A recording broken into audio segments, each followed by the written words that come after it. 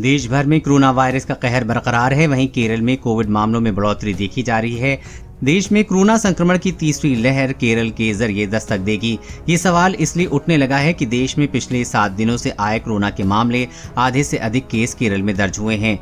केरल में कोरोना के मामलों में बढ़ोतरी देखी गई है। स्वास्थ्य मंत्रालय के संयुक्त सचिव लव अग्रवाल ने कहा कि पिछले हफ्ते देश में जितने कुल मामले दर्ज किए गए हैं उसमें से 51.51% मामले सिर्फ केरल में दर्ज किए गए हैं, यानी ये आधे से ज्यादा हैं। उन्होंने कहा कि केरल और तमिलनाडु सहित 9 राज्यों के 37 जिलों में पिछले 2 सप्ताह से कोविड-19 के नए मामलों में बढ़ोतरी दर्ज की गई है। 11 राज्यों और केंद्र शासित प्रदेशों के 44 जिलों में कोरोना संक्रमण की साप्ताहिक दर 10% से अधिक रही है।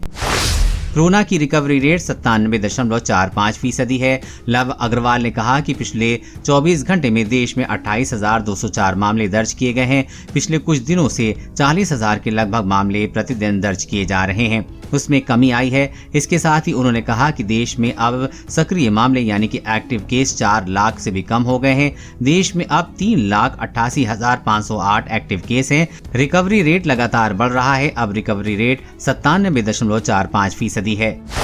देश में पॉजिटिविटी रेट कैसी है? स्वास्थ्य मंत्रालय के संयुक्त सचिव ने बताया कि देश में पिछले 2 हफ्ते में 2% से भी कम पॉजिटिविटी रेट दर्ज की गई है। इस हफ्ते की पॉजिटिविटी रेट 1.87% है। हालांकि 11 राज्यों में 44 जिलों में पॉजिटिविटी रेट 10% से अधिक है। केरल में ऐसे 10 जिले हैं। 6 नॉर्थ ईस्ट राज्यों मणिपुर, मिजोरम, अरुणाचल प्रदेश, मेघालय, नागालैंड और सिक्किम में 29 जिले ऐसे हैं जहां केस पॉजिटिविटी रेट 10% से अधिक है। कोरोना वायरस और कोरोना वैक्सीन से जुड़ी हर अपडेट पाने के लिए चैनल को सब्सक्राइब करें।